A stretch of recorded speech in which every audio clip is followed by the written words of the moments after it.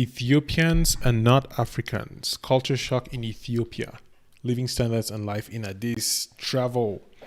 Today we're going to be reacting to this video by another Cameroonian YouTuber. I just noticed that I've been doing a lot of reactions by Cameroonian YouTubers. I mean, not a lot. It's like probably the fourth reaction I'm doing so far. I don't know what I'm counting.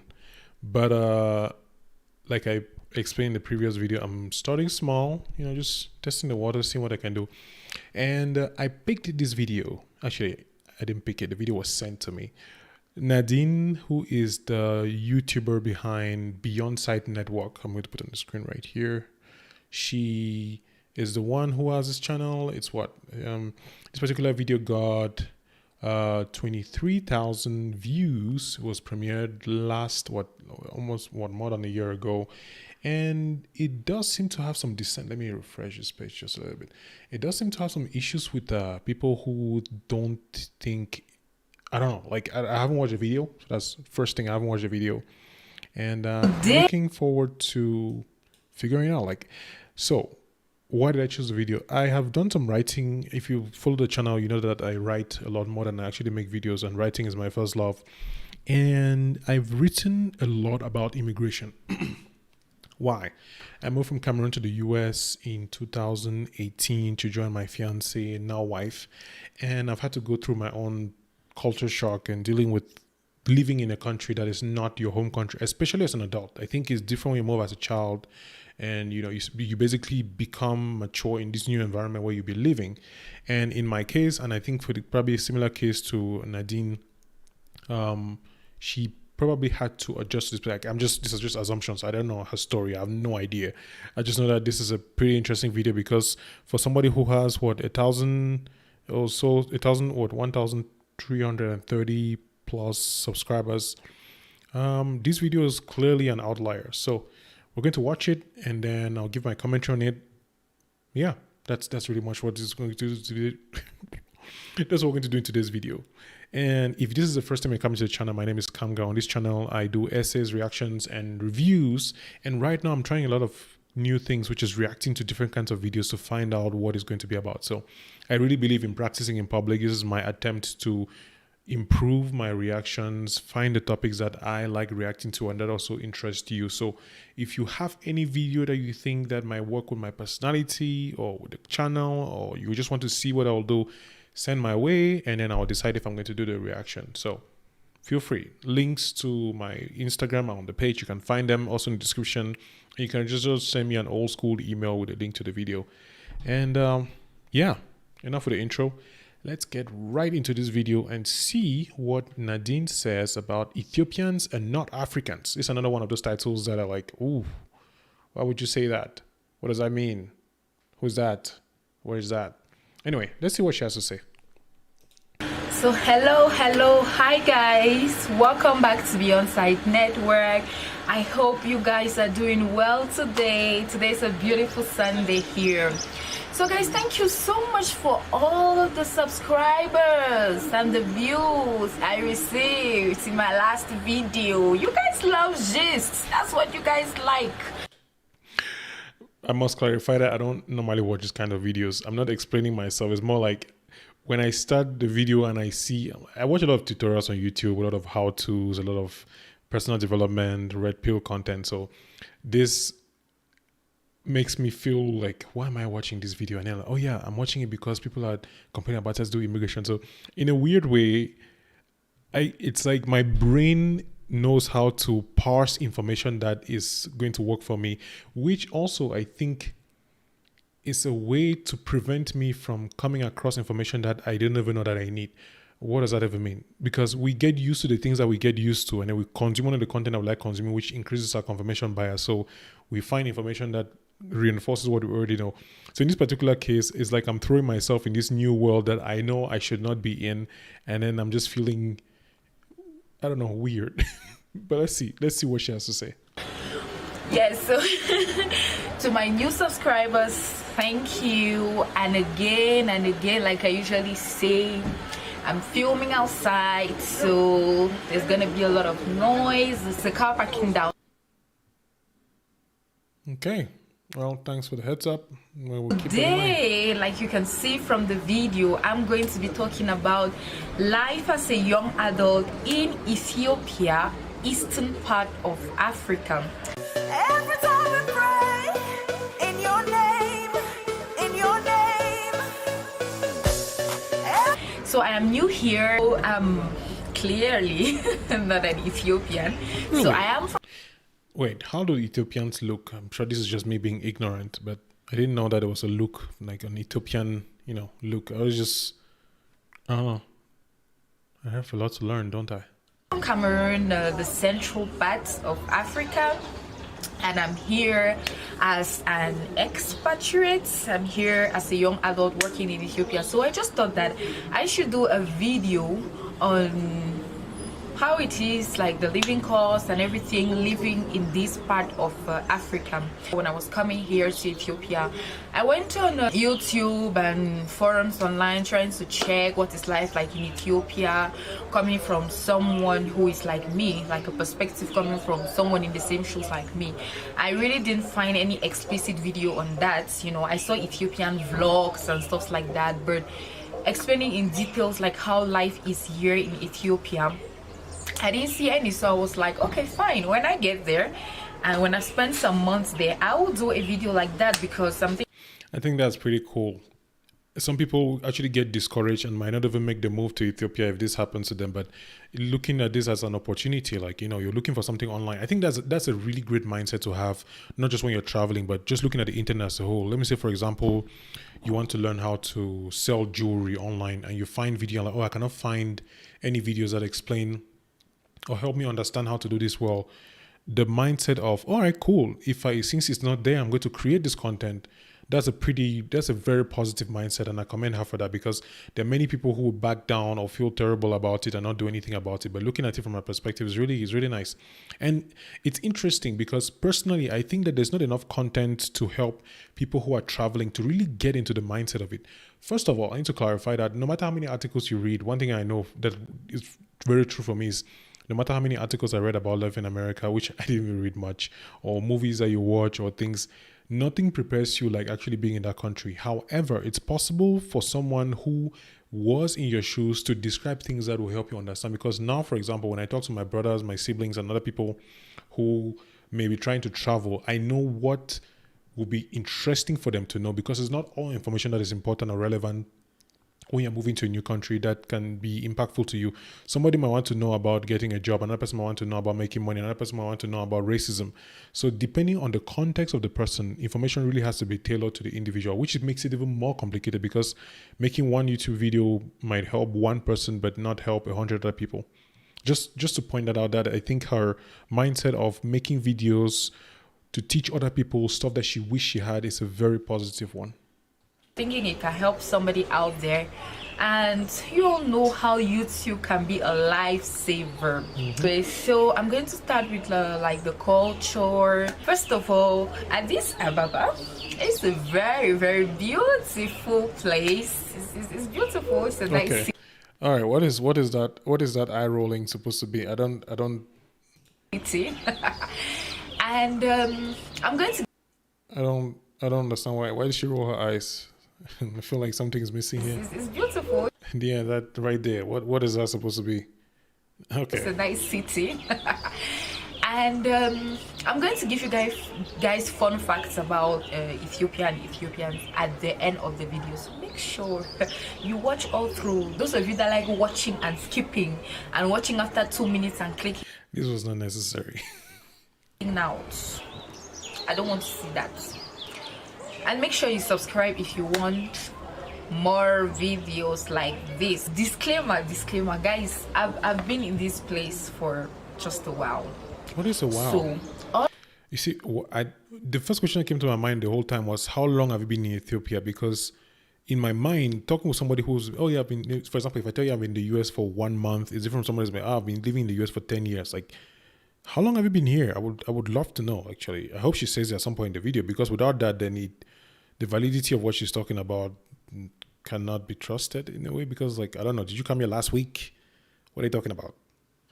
All of these things I'm telling you, they are from my perspective, from my experience. So when it comes to the culture, guys, I didn't know I was going to get culture shock when I got here. I was thinking that probably, you know, I'm Cameroonian, so I'm African. There's no way I'll get culture shock in Africa. I mean, if I'm to get culture shock, I should be, you know, somewhere like Europe, America, Canada. But to my greatest surprise, guys, I've been having the worst culture shock ever. Like, I don't even think when I was in the UK, my culture shock was this much. If you think about it logically speaking, right, just the idea of culture shock is, the more different a culture is, I guess the heavier the weight of the culture shock.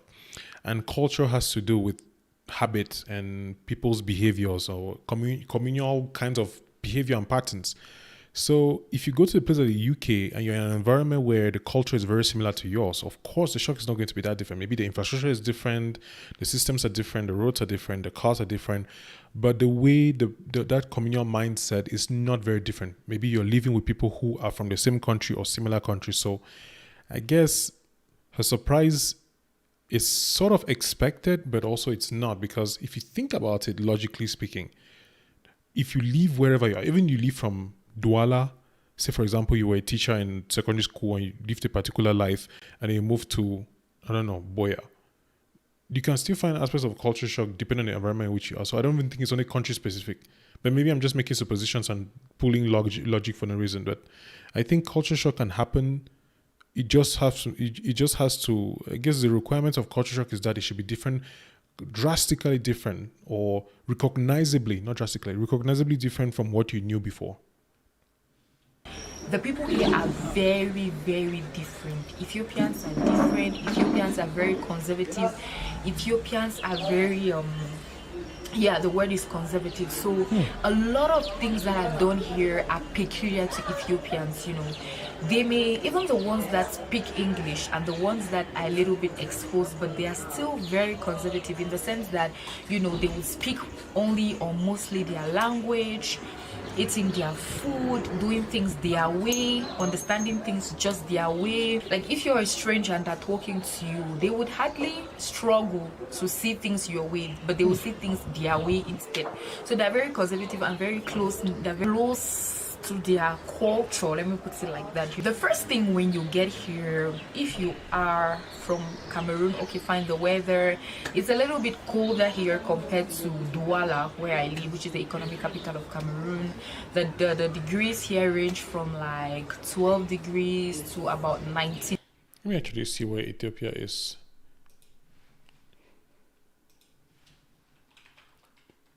Yeah, this happens to me a lot when I'm watching a movie or reading a book and somebody mentions something about the place. I'm like, where's this thing? So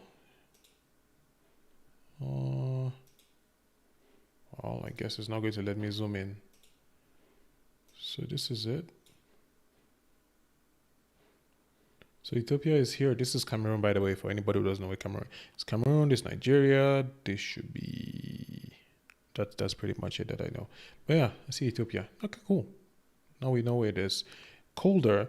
I mean, I thought it was actually very far from the equator, but it's not. So, it makes sense because this is a part of Cameroon that's actually warmer. So it's a little bit above compared to Cameroon. So that makes sense. 13 degrees. So in the night, you can have 12, 13 degrees. It can be a little bit cold. Yeah, that's Celsius, not Fahrenheit. For probably any Americans watching, 13 degrees Fahrenheit it's pretty cold. So you want to make sure that you bring warm clothing if you are from a place that is very hot, because where I am, we are like above 30 degrees most of the time. Next thing, guys, is the language. The official language of Ethiopia is Amharic. So when you come in, she corrected that. Says mistake. Ethiopians have other native languages such as Oromo, which is spoken by the vast majority of Ethiopians. Amharic, despite being the national language, is spoken by only 29% of the population. Interesting. That is quite interesting, as you can see. She clarified that. Okay. Here, in fact 99.9% of them are going to be speaking Amharic. Even those that can speak English naturally, they will just naturally go with Amharic first before maybe you can ask them, please could you speak in English because I don't understand Amharic. Then they will speak in English. So the taxi you're going to be taking, the stuffs you're going to be taking are mostly the people. See, I really wish I could know how long she's been in Ethiopia. I know she's working there, but there's information that is making it difficult for me to I don't say believe what she's saying, but to take the lessons she's trying to impart. I'm like, how long have you been here? Do you speak yourself one of those languages? Do you speak only English yourself? Like, you did say you were talking about your experience, but I don't hear much of your experience except, like, this is what you're going to see here. I don't know what she actually experienced. So I feel a little bit left out in that aspect personally. Going to be speaking in Amharic. If you're going to the hospital, to the airport, to different places, the people are going to speak Amharic. So it will be good for you to learn, some few words in Amharic that can help you, like please excuse me, like hello, like all these things. For now, things like please, thank you, and stuff like that, just so that you. Oh, fun fact! I think I don't remember the joke where it was or this thing.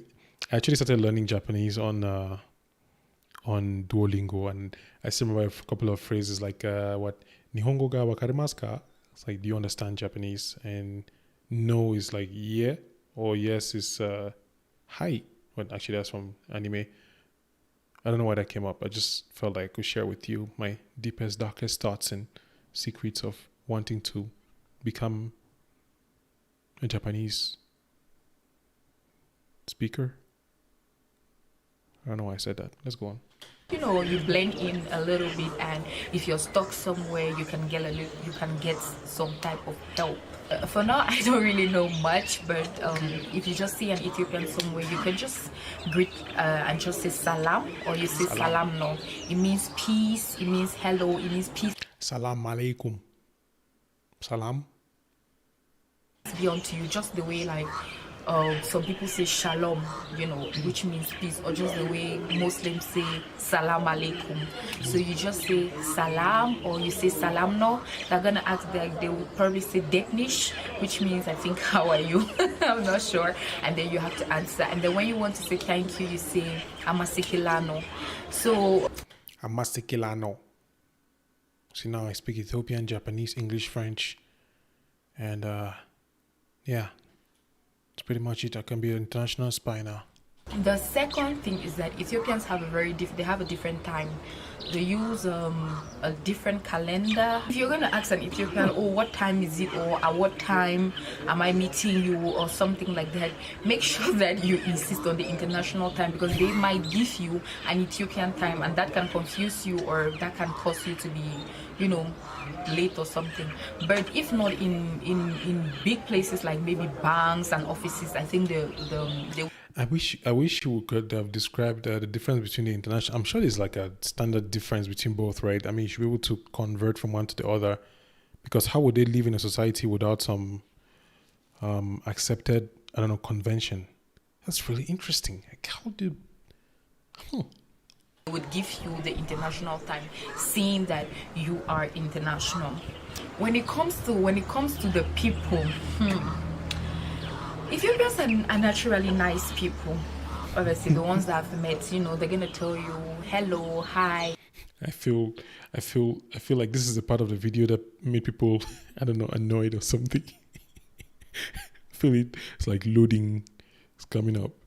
You're going to get a lot of stares when, like, people staring at you when you're walking on the road. Sometimes when I come back from work and I decide to walk, like literally people are staring at you on the road. Some people will look until they will look back like that. They're looking at you because you're visibly different. Ethiopians have they have a face, they have a way that they look. So when they see you, they already know that you're not from here, you see. So they are like, looking at you. If you're a lady, the men often will tell you, oh, you look very beautiful, or where do you come from? And guys, I don't know why or how. Please don't ask me. Ethiopians don't consider themselves as Africans. I guess this is where things happen. I don't really get it, but Ethiopians, you would walk on the road and Ethiopian would be like, oh, you look so beautiful. Are you African?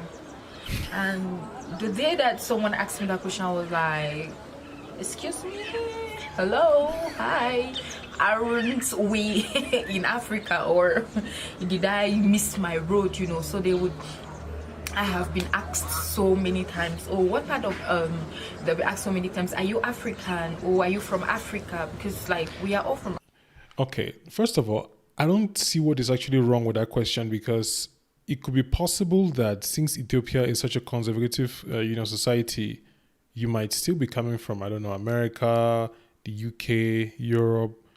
I mean, black people are everywhere in the world. So I don't see what is wrong with that question, given the context that she's established about how close the community is. It's like, I mean, I'm thinking about like, okay, if you're in Ethiopia, why would another African want to come to Ethiopia? Probably they think that everybody stays in their country, right? So I think it only makes sense that they would think that you are from a different place, not from the same continent. So unless I miss the point, if I understand the context, Ethiopians are conservative, they like their thing, they speak their language, they're very, very close, they even have their own time. So if you show up there and you look, black, the thought is you're probably not from here. And thinking of the conservative mental state, you probably are not from another African country. So are you African? I mean, maybe I'm just doing all this mental gymnastics to see the positive in this, but I'm just thinking that the question doesn't really have credence in terms of being offensive. Just my thoughts. And if you have a disagreement, the comment section is there. You don't know my house, so you're not going to beat me. Africa, so maybe you can ask me what sub-region do you come from, or what country do you come from, not asking me are you African, as if you are not African. Like if a European or an American asks me are you African, then it will make sense. But you, an African, asking me are you African, it's like a Cameroonian asking me that are you Cameroonian, when he can claim. No, I don't think those features, like, unless you're an anthropologist or a sociologist, you don't walk around memorizing the features that make somebody come from a particular part of the country or the world. I don't think it's that easy for people to do it. Then again, we all assume things, right? We assume a lot of things, because I'm sure I've asked a lot of questions that are probably very offensive because I didn't even think about my question in the first place. So I don't know, like, maybe the next time somebody asks me that kind of question, like, why did you ask the question? What made you ask that question? Because I have a very strong feeling that she did not ask them because she was already offended. But then again, I don't know, maybe she did and they told her like, oh, I don't think we are, because this sentence and then this title makes me think like a lot of assumptions went through her mind when the question was brought up that could have been clarified by just asking the person who asked you, like, wait, is Ethiopia not African? Like, why would you ask me that question? It doesn't make sense to me because so and so and so. But yeah, I mean, I'll finish and then watch a comment under this video, because this doesn't compute. Barely see that I am Cameroonian. So when you hear Ethiopians talk, they're gonna be like, oh, those African people. And now in my mind I'm like, but we are, or you are. Okay, that's one part. I guess African people, if you say that clearly means that you don't consider yourself African. Now that I can take as it explains why, what she's saying right now. At least that makes sense. African, so why would you refer to another African like that African? Anyways, that's that. The impression that I have had is that since they're very conservative, I feel like they're not very free with foreigners, in the sense that, like, I would be in the midst of Ethiopians who can speak English and they would still be speaking their language. It makes me feel funny, because I'm like, we're in a setting and we all can speak English. Why, like, you keep speaking your language and you know that I cannot understand your language? That's not very accommodative. Like, you can speak English, so maybe you can say the story in English, so that we can join in the fun. For transportation, they have the something about that. I actually have a neighbor who speaks really fast. It's American. And usually when we're talking, he often tries to tell me like, hey, if I'm speaking fast, if you want me to slow down, let me know. I think I from an immigrant perspective, I can feel how uncomfortable it can be to be in a position where people just act as though you weren't there. Whether it's whether you're in Ethiopia or in America or whichever country, it's like having, being in an environment where people act as though you don't exist, as though you're just, it can be very demeaning. I can see where and how she will feel the way she's feeling about Ethiopians if her interactions with people around her have been such that she feels like they don't really care whether she understands them or not. That can be very painful. Yeah. The normal blue bus, maybe I'll insert a picture. They have this blue bus, which is very cheap. That's the cheapest form of transportation. The blue bus, I think it's like 3 or 4 beer depending on where you're going. So I think one stop is like 3 or 4 beer. The right, it is an app called the right, and you have taxis that stand by the road. Guys, if you are on a budget, make sure, and then you don't want to maybe get into the mini bus, which is like full and packed with people, and you know how that can be. You can get the ride. The ride is way cheaper than getting a taxi that's just standing by the road, or maybe just getting a taxi.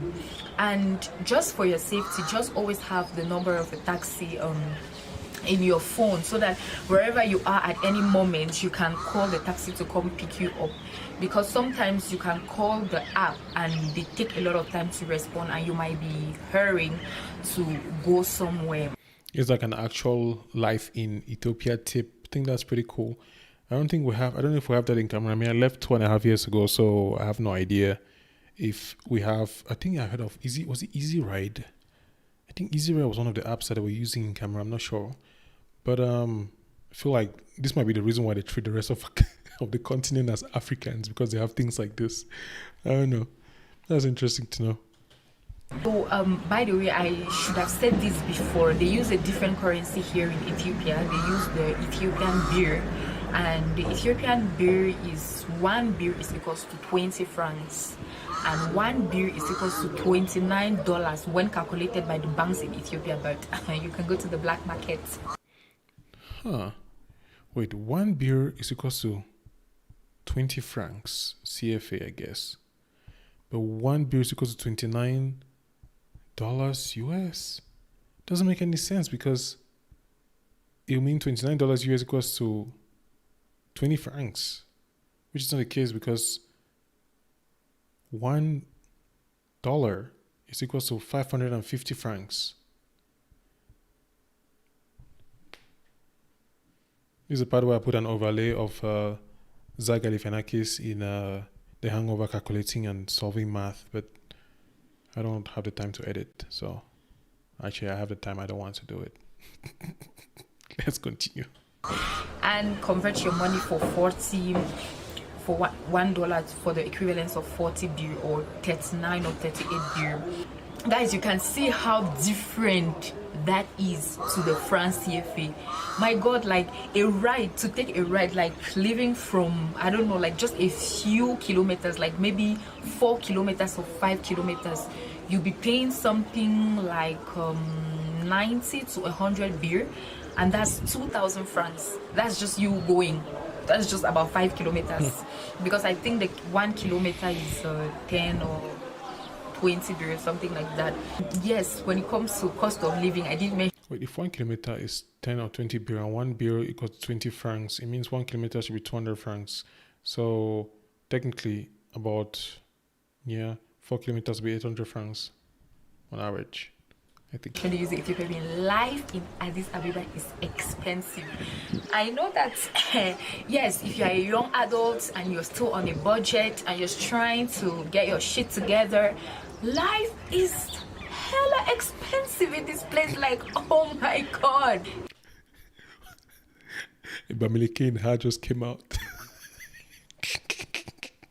It's not a joke. So you know, you have to take that into consideration if you're going to be living or staying in Ethiopia or something like that. But then that's compared to the France CFA, and as we know, the France CFA is one of the lowest currency here. I think the naira is even more than that. I think even the shilling. So if you're coming from another place, maybe this place will not be expensive for you, but it's damn expensive for some of us that are using the France CFA as a standard of currency. Yeah, so a couple of thoughts. I haven't gone to the comments yet. Let me see if there are any comments, but I haven't gone to the comments. Link to the I'm not going to watch part two. You have a link in there that you can go and watch if you want to. About 649 comments. Let me understand your original misunderstanding. Let me clear a few things. Blah, blah, blah. Culture shock. Is Ethiopians no. Anyway, a couple of things that I think, compared to my story, moving to Cameroon, coming to the US, I feel like the American immigrant experience has been documented to the point where if you go online and just search, like, how life in America, moving from etc. to America, you can find a lot of content. And her initial impetus for making this video was that she couldn't find videos about people who, talked about these things. And I think that was a great thing that she's doing to put out. In fact, I think she could do really well writing like a PDF document or a course. She's still in Ethiopia right now. With the result that she gave, with the feedback she got on this video, she can actually make more videos to help clarify and explain. And 20,000 plus views on this video shows that whatever it is that she was saying, people got to see it. So somebody says, let me just share you some of the comments. I think this is why the video got a lot of feedback. Somebody said, what am I doing here? So, what's this? Let me see. As an Ethiopian woman, I can tell you that we are 100% proud Black Africans. Every Ethiopian I know is proud to be African. This shouldn't even be up to debate. As far as staring, they do that to every foreigner, African or not. They even do it to Ethiopians who were raised abroad and have returned. Please don't let the few ignorant people you met think that all Ethiopians think that way. I hope you enjoy the rest of your time here. My African sister, may God bless you. Another says, dear sister from Cameroon, I think you do not understand the context. When people say, are you African? It is just to know that you are from Africa or outside of Africa. I do not mean the origin. If you ask an Ethiopian, are you African? That will make the issue clear and you will get an answer, yes, I'm a proud African. See, this is what I was talking about, the whole idea of the question of, are you African? Because I'm thinking, if for a conservative society like Ethiopia, somebody who, looks black, why are you coming to our country? I'm just saying this in a logical sense of the term because, dude, the idea of racism and xenophobia is so rampant now that anything that you say, even if you're just plain ignorant, people will think that you're being racist or xenophobic. Like, personally, I used to feel weird when people ask me questions about where I'm from and things like that. But now I understand that, first of all, I don't sound American. The Cameroonian accent is not exactly a remarkable accent. Like, you cannot know if somebody's from Cameroon by just hearing them speak. You can know by the words and their behavior in certain circumstances, but you cannot just hear somebody speaking and say this person's from Cameroon, because even from Cameroon you have different languages and different cultures that affect the way we speak English. So it makes a lot of sense now to me to be able to understand these things. But this clear misunderstanding. Ethiopians are proud Africans. Ethiopians everywhere. Blah blah blah blah blah blah. So I see that this video blew up, sort of, because of the comments and people explaining that there was a misunderstanding of the behavior that she received. And like my friend Lenkunu said in her video, one bad potato doesn't spoil, she not throw the whole bag because of one bad potato. So I do think that, first, not clarifying how long she's been in Ethiopia did not help me to understand. I don't know about other people who watch the video, but I felt a little bit like I could not trust the information she was giving because I did not know how long she was there. And secondly, I feel like there was a lot of context that was not very clarified. Like, did she ask somebody straight up, like, hey, why do you, ask me from Africa? Like, why do you say that? Are you saying that because you don't think you're African? I feel like just honestly asking a question clears a lot of doubt. Like, generally speaking, just in life, not just about immigration or things, like asking questions. For me, I've noticed that many times when things are misunderstood is because I did not just ask, like, what do you mean by that? When you use this word, what do you mean? I'm one of those people who believes that people use words differently. Like, I can use a word and mean something else. I know, hard work. But I do think that this particular context, saying that because of something that somebody said, you assume something else, I don't know. But then I feel like this kind of video can help somebody have a better understanding of what Ethiopia is like. And hopefully people will read the comment section and see that Ethiopians and other people are responding and clarifying things about why they ask what they ask and, the culture and the people. Yeah. So all in all, I think it was a pretty decent video. I feel like there's more that she could do out of this. And I wish she actually makes more videos because I've never been to Ethiopia, and I would like to watch from a Cameroonian perspective about what it feels like to be there, and maybe some comparison between what she knows and what she saw and how, different they are, because you live and go to a different country, you don't expect to see the same thing. And yeah, I just hope everything works out. So yeah, I'm going to end my rant here for today. If you have any questions, if you have any concerns, if you have anything that you want me to clarify, and if you have any videos that you would like me to react to, go on ahead, and there's, every link is in the description there, or just go to the page and check my Instagram, follow me there, send me things, send me links to videos. Go to back with another video, doing more of this kind of videos, and really enjoying the process of reacting to videos.